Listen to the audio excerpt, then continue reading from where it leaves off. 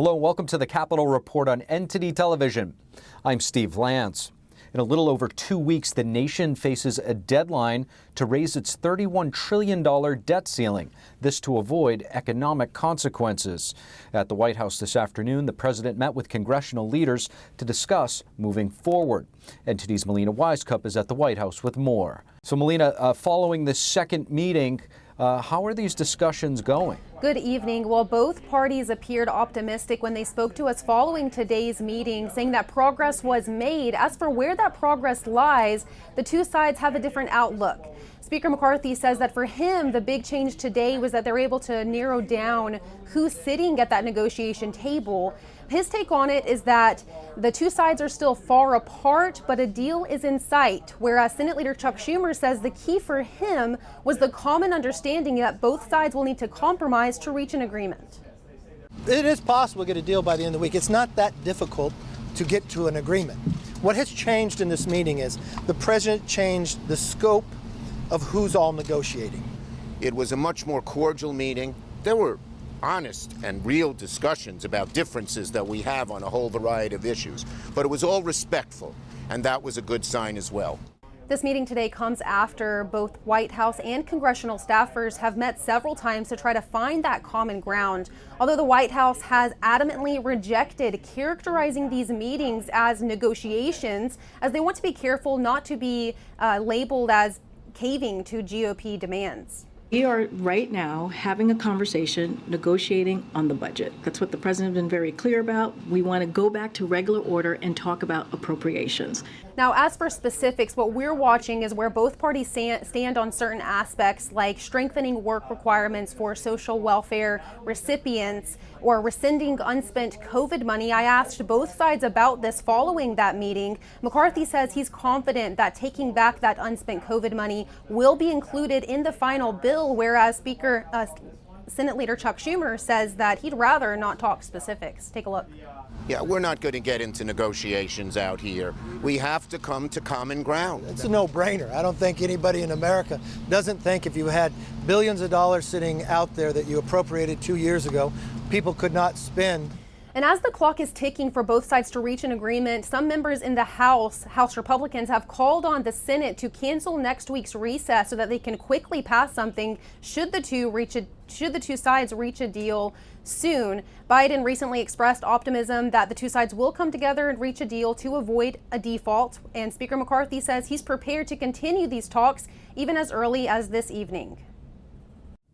Meanwhile, President Biden will proceed with his plans to go to the G7 summit this week in Japan. But a source is telling NBC News the president will be cutting short his visit amid ongoing debt ceiling negotiations with congressional Republicans. And a former aide to Congresswoman Alexandria Ocasio-Cortez has now become a top official in the New York State Communist Party. 33-year-old Justine Medina openly identifying as a communist. Medina worked for AOC's campaign as a political organizer in 2020. By 2021, Communist Party newspaper People's World identified Medina as co-chair of the New York Young Communist League. According to the newspaper, she is now a member of the executive committee of the New York State Communist Party. During the 2020 elections, Medina posted on Twitter saying, quote, "I am a communist, but work for AOC." AOC herself is a member of the Democratic Socialists of America, along with 4 other representatives in the House. Reactions pouring in after Special Counsel John Durham releasing his report on the FBI's probe into Trump's 2016 campaign. Joining us next to discuss the report as well as the FBI's probe, we have Jeff Clark, former U.S. Assistant Attorney General under the Trump administration. Jeff Clark, thank you so much for joining us. Glad to be here, Steve. Jeff, your thoughts on the fact that John Durham in his report said the FBI should have never launched the investigation into the Trump campaign? Well, it's great to have another imprimatur on that point, Steve, but it's disappointing that we're not seeing any accountability come in on that. That's the main thing I think the American people wanted. I don't think they wanted another long multi-hundred page IG report, and that's what we've gotten. So, Jeff, what factors do you believe led the FBI's higher-ups to launch this type of an investigation into the Trump campaign in 2016? I don't think, Steve, you can conclude that it's anything other than a massive politicization of the process.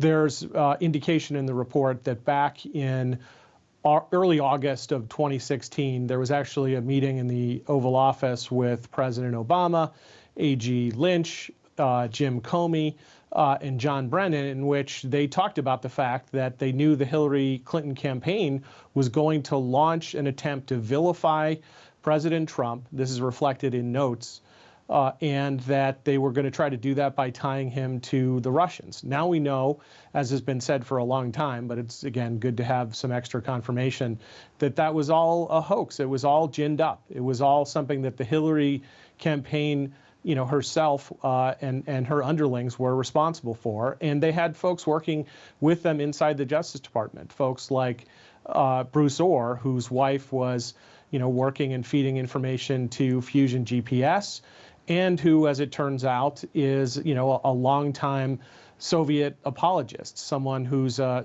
so-called Soviet revisionist, a Stalinist apologist. And I think there are a lot of those individuals who float around the kind of Russia-centric intelligence apparatus, unfortunately.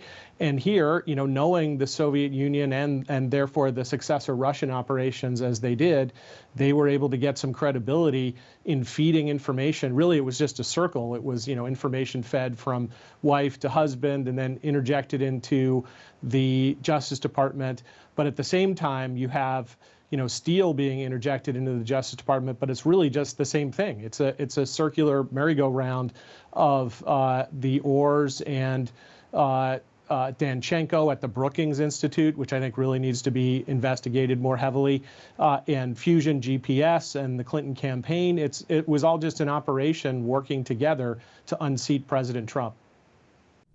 Jeff, the FBI released a statement basically acknowledging their failure. I'll read it to you in part here. The FBI saying the conduct in 2016 and 2017 that Special Counsel Durham examined was the reason the current FBI leadership already implemented dozens of corrective actions, which have been in place for some time.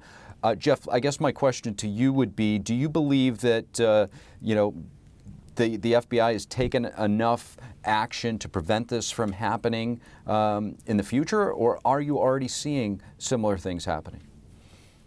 No, I think we're seeing similar things happening. We're seeing that the report reveals that investigations into the Clinton campaign were essentially deep-sixed very fast, but then at the same time they were speeding up at record speed investigations into President Trump. That statement to me, Steve, sounds like a kind of passive voice. Mistakes were made, corrective action will follow. It's all very vague, and I don't think it's going to result in any significant changes. I think the only way we're going to get significant changes at the FBI and at the main justice, U.S. attorney and criminal division, et cetera, related processes, is if Congress passes new laws or if there is a new presidential sheriff in town. Jeff, my last question, I know you've touched upon it. What are the implications of the FBI's failure to examine the credibility of the information prior to launching the probe? Was it incompetence? Was it willful ignorance? Or worst case, intentional?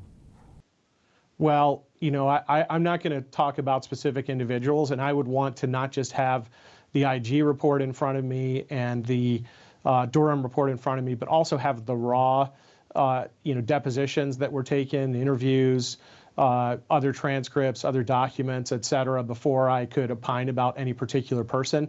But I will say, Steve, that it looks highly suspicious. It looks, too coincidental that all of this, led to, kind of the roof falling down on President Trump as a result of all these investigations. And, I don't generally believe that political coincidences happen, Steve. I think they tend to have some motive force behind them. And I pointed that to the Clinton campaign to you, and I pointed to you that Oval Office meeting. Those things need to be sussed out in a much deeper way, and accountability needs to be looked at for them very closely by enforcers who are inclined to actually enforce on an even-handed basis and not enforcers who seem like they're politically biased. Former United States Assistant Attorney General Jeff Clark, thank you so much. Thanks, Steve.